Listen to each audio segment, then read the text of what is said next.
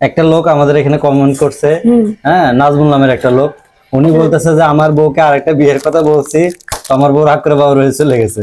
এখন ঈদের মধ্যে একা একা ঈদ করতেছে, প্লাস খাওয়া দাওয়া বন্ধ, খাওয়া দাওয়া বাইরে যে খাচ্ছে। এই লোকের উদ্দেশ্যে কিছু একটা বলো সান্ত্বনা স্বরূপ। সান্ত্বনা স্বরূপ দেখেন, মাত্র মানে নামটা নিছেন এতেই গেছে গা। আর যে ভালোবাসে সে কোনোদিনও ছাইরা যায় না। সে আপনার একটা সুযোগ দিতে পারতো, দেখো আমি ভাবনা চিন্তা করে দেখি, হ্যাঁ তার বউয়ের কথা থাকতো এটা যে আচ্ছা যেহেতু তুমি বলছো আমি একটু চিন্তা ভাবনা করে দিই আমি মানতে পারবো কিনা। সে যদি এভাবে বলতো আর এভাবে চলে যাওয়াটা ঠিক হয় না। ঈদটা সামনে ভাইয়া, সত্যি আপনার কষ্ট লাগতেছে অনেক। তো সবাই এরকম কমেন্ট করবেন, আপনাদের কমেন্টের রিপ্লাই এভাবে দেওয়া হবে প্রতিনিয়ত।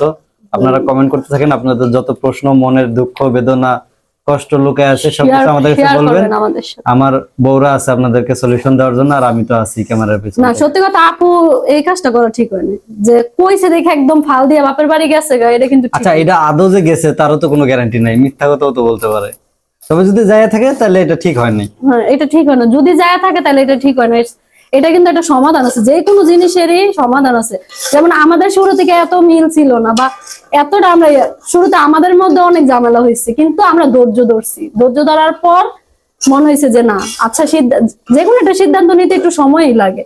যেমন আমার দিক দিয়ে সিদ্ধান্তটা নিতে একটু সময় লাগছে, যে এই কাজটা 1 সপ্তাহ লাগেনি।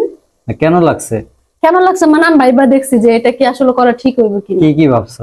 ভাবছি যে সতীনের সংসার করতে পারবো কিনা, আর তখন কোনো ঝামেলা হইব কিনা, বা আমার ফ্যামিলি থেকে কতটা ঝামেলা আসতে পারে, ওর ফ্যামিলি যেহেতু আমার সতীন আছে, সতীনের ফ্যামিলি, মানে সব দিক মিলে আমি অনেক ভাবছি। বাবার পর মনে হয়েছে যে না করা যায়, কোনো সমস্যা নেই। কেন মনে হলো যে করা? কেন মনে হয়েছে তুমি আমার যে হাদিস কোরআন শোনাইছো ওইগুলো থেকে আমার মনে হয়েছে যে না মরতে তো আমার কথার উপরে ইন্সপায়ার হইছে। হ্যাঁ অনেক অনেক, মানে তোমার কথা শুনে যে ইন্সপায়ার না হইব সে তো মানুষ না। আচ্ছা সবাই বলে যে আমি নাকি ভালো না, আমি খারাপ, হ্যাঁ আমি নাকি মনে করো সমাজ নষ্ট করতেছি, প্লাস মনে করো এই যে তোমাদেরকে নিয়ে মানে যাই এই যে মিডিয়ার সামনে গেছি, এটা নাকি অনেক খারাপ কাজ করতেছি, বিভিন্ন ধরনের মানুষ বিভিন্ন কথা বলে। তো যারা এগুলা বলে আসলে তাদেরকে কি বলবো, কার চোখে তুমি কি দেখার দরকার নাই, কিন্তু আমাদের চোখে তুমি সবচাইতে ভালো পুরুষ। পৃথিবীতে কোনো যদি ভালো মানুষ থাকে মানে যারে আমি ভালো মনে করি ওইটা হচ্ছে তুমি। যদি ভোট দেওয়া হয় যে এই মানুষটারে ভোট দিলে সবার বউরা কিন্তু সবার স্বামীকে নিয়ে গর্ব করতে পারে না। আমার বউরা যে আমাকে নিয়ে গর্ব করে এটা আমার জন্য। আর আমরা সবসময় নিজেরা লাকি মনে করি তোমার এতে।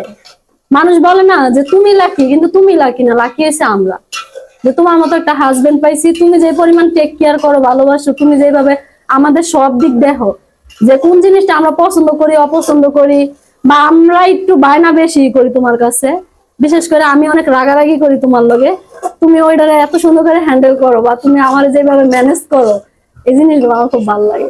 কিন্তু আমার সতীনের লগে কোনোদিনই ঝগড়া হয় না, যা হয় ওর সাথে, কারণ আমার ছোটবেলার বন্ধু, ওই হিসাবে ওর সাথে আমার রাগারাগি একটু বেশি হয়।